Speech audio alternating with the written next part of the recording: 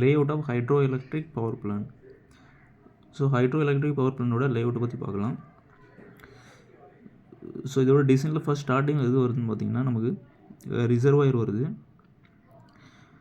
So ரிசர்வாயரில் தான் நம்ம water எல்லாமே ஸ்டோர் ஆகிருக்கும். மவுண்டன்லேருந்து வரக்கூடிய வாட்டர் எல்லாமே ரிசர்வாயரில் தான் ஸ்டோர் ஆகிருக்கும்.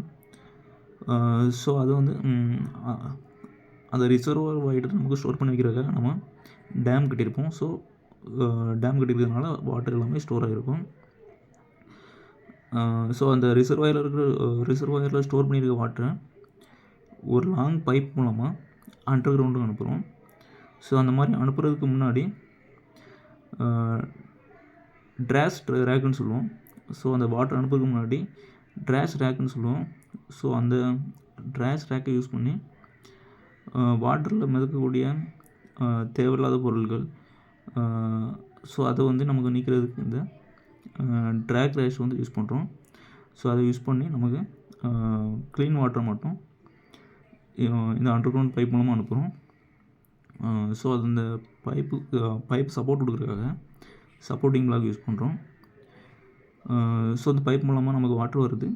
ஸோ ஆல்ரெடி இந்த பைப்போட லென்த் வந்து நமக்கு அதிகமாக இருக்குது, அதுவும் அண்டர் கிரவுண்டில் வருது. அப்படிங்கும்போது பைப்பில் வெலாசிட்டி வந்து நமக்கு இன்க்ரீஸ் ஆகும்.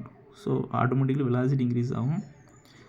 ஸோ அந்த ஹை வெலாசிட்டி வாட்டர் நமக்கு டர்பைனோட பிளேடில் படுது. ஸோ அதனால் டர்பைன் பிளேட் ரன் ஆகுது, மூவ் ஆகுது.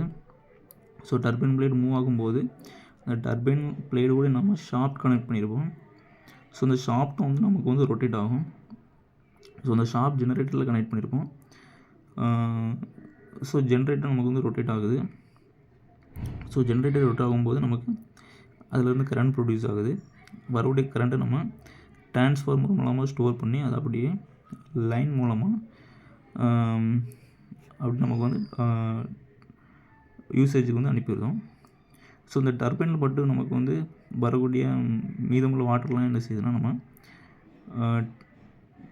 மறுபடியும் நம்ம வந்து டெயில் லெவலில் வந்து ஸ்டோர் பண்ணி வைக்கிறோம்.